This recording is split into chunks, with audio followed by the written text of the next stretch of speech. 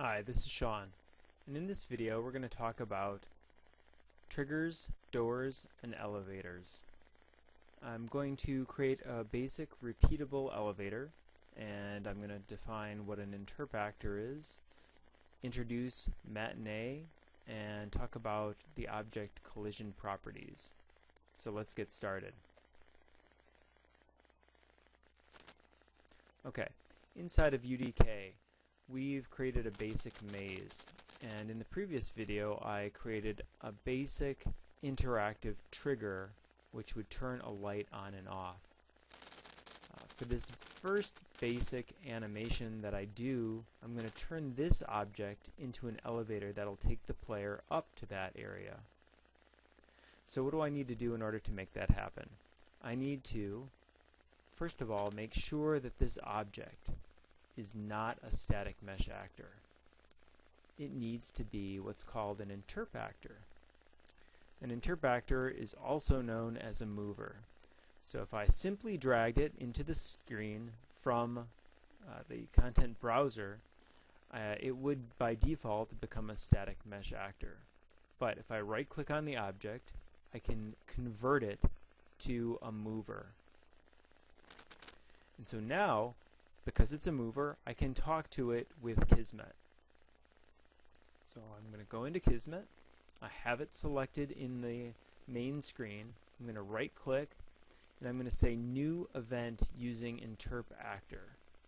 And I'm going to choose mover, which is the most basic property for creating a repeatable moving sequence. So in this case, when the object is touched or the pawn is attached, the pawn is the character, it will play the animation. When it's finished, it will reverse, and if it happened to hit the pawn, it will change direction. Okay, and this second node here is matinee, and this is what you'll use to create basic animations in UDK. Let me double click on it and launch matinee. Now this should look pretty familiar to a lot of you. If you've used a program like After Effects or Premiere or Final Cut Pro, this is a pretty similar type of editor looking program. And the basics of it are that you can even edit the animation curves if you choose. We're going to leave that for the moment and just do the basics and get this thing moving. So what do I need to do? I need to set the first keyframe of animation, and so I'm going to do so by selecting the movement track, hitting enter on the keyboard, which you can see creates a keyframe. The next step would be to move the current time indicator over to whatever time you want to animate at. So I'm going to move it to 1 second. I'm going to hit enter, and now I'm going to adjust the object. I'm going to move it up to right here. And you can see that similar to After Effects or quite a few other programs, you can see the actual animation keyframes that are being created. So over 1 second, this will rise. And then the next question would be, what is the entire length of the animation? I'm going to use the middle mouse button to scroll over the entire animation, which is set by these red bars here, these red triangles. So the entire animation currently is 5 seconds. So what would happen if I played this now is, in the first second, the animation would play, the elevator would rise, and then we would wait for 4 seconds, which is not what we want. So I'm going to click here on this red triangle and drag it to 1.5 seconds. So now what will happen is this will play for 1 second, it'll pause for a half second, and then it will reverse. Okay. So what else do we need to do before we continue and try this out?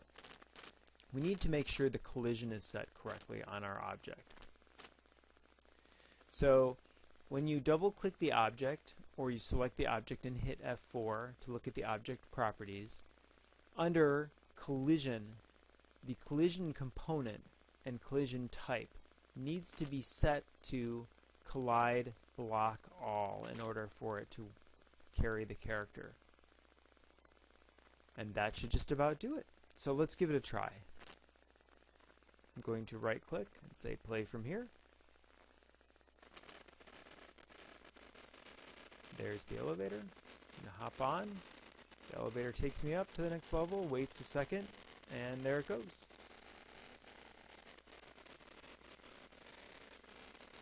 Okay, trigger it. If I go under it and it bumps my head, it should go back up to its starting position. Yep, there it goes.